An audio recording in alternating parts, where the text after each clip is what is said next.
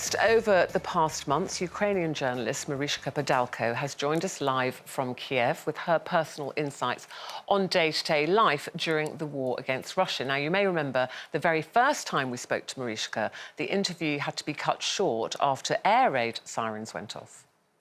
I'm actually work at the backup studio, and we have to pick up and fill in every time that when we have alert in Kiev. And actually, guys, I know we've been preparing for this interview for a long time and making arrangements, but what we're hearing now in the studio, that the airstrikes just announced in the studio that is having live broadcast now, which means I have 3 minutes only to get ready to fill in.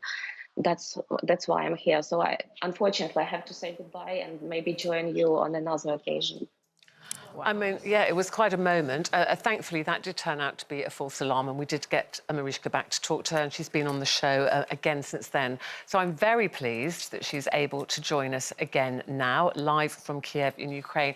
Marichka, hello. It is always very good to see you. Thank you so much for joining us. Oh, I'm glad to see you too. Yeah, well, not as glad as we are to see you. And, you know, when we look at the picture of you there, sitting outside in the park, the autumn leaves on the ground, things look very normal and quiet. How actually is life in Kyiv at the moment for you and your family? It has changed a lot since the last time we spoke, because we had very many airstrikes starting from October 10th, especially in Kyiv, in a very central part. And a week ago, Kyiv was first attacked by this kamikaze drones that explode, and it was just behind that building, which is behind my back, so we could actually see it in our window how it exploded, because I think it was an energy company that was attacked. And since then, we take every air alarm very seriously. So I had to spend this morning again in a bomb shelter.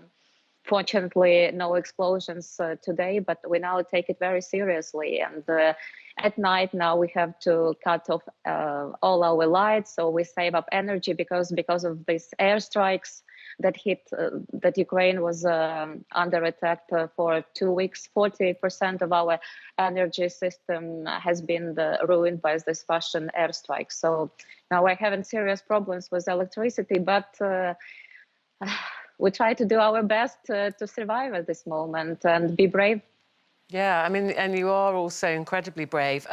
When we spoke to you the first time, Marichka, so many people had fled the country, but I understand now that 80% of those people are back in Kyiv and apparently appearing to have some kind of normality. You know, your children are going to school, you're going to work. Is that important to you, that you're trying to, within all this devastation and upset and unrest, trying to keep some normality in your lives? Yes, it's absolutely important, because at first people were so much scared, like February 24th, the first day of invasion, people just heard one explosion and everybody just didn't know what to do, was paralyzed. And now people wait till explosions are over, and so make sure they have enough time to go to work, to pick up their kids. But still, it's very difficult. September has been so much better, because people adapted themselves to go into bomb shelter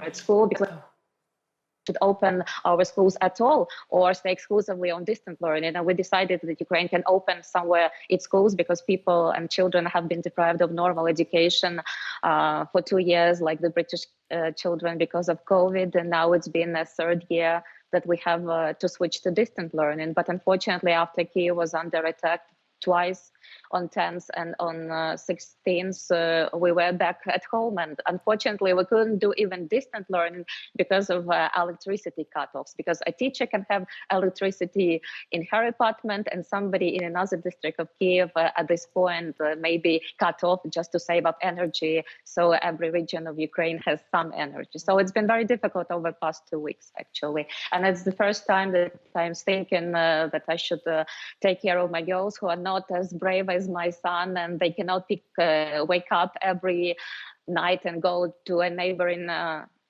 block to a bomb shelter. So actually, first time I'm thinking about taking them away from Ukraine for some period of time. So I will stay with my son So I'm looking for friends who can take care of, can take care of my girls, and I think I already have a place for them to stay in Prague and the Czech Republic. We'll be traveling next week and see whether they can stay there for some time, unfortunately. So, Marichka, it must be very, very upsetting to split up your family like that. But how is your husband? Is he on the front line? What's he doing?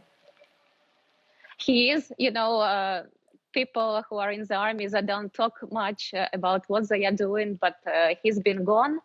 And actually, he's happy to be on the front line because he had to spend some time with his friends on military training, and he wasn't happy because he wanted to be on the front line. Now he is actually fighting again. Of course, it's very difficult for the family to wait for every time he's on the phone, but that's where he wants to be. That's where he feels victory can come maybe faster for Ukraine.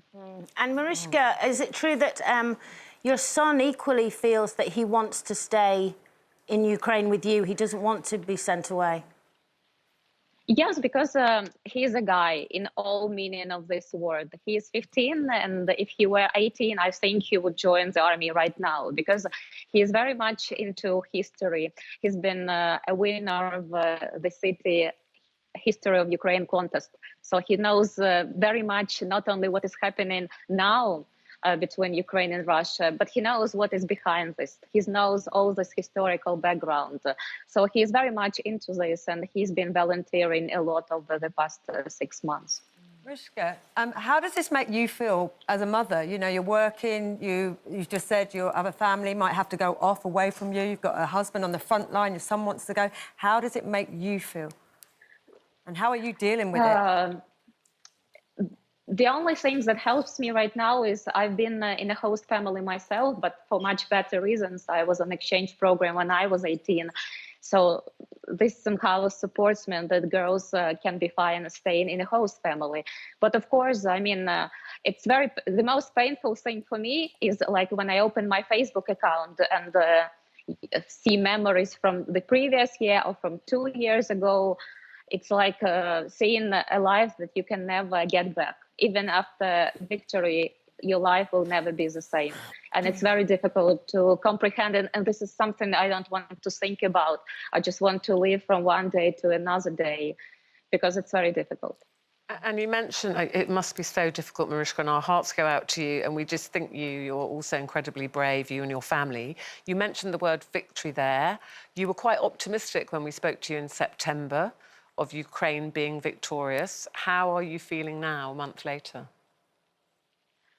I'm feeling even more optimistic because the way Russia is behaving today and what it's doing is just another example that it's losing in the front line.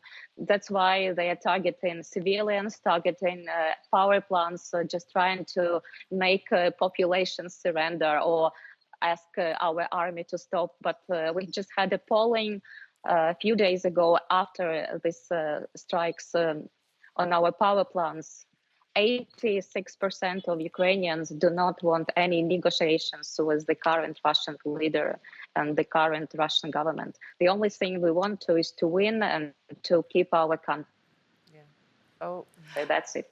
Oh, well, your line... We don't need any other places. The only thing we care is our country. Yes, I'm sure you do. Marichka, the line is nearly going there. We're so glad that it didn't go during that interview. Keep safe, you and your family and your husband. We wish you all well, and we look forward to talking to you again very soon. Take care. Thank you. Thank you very much. Thank you.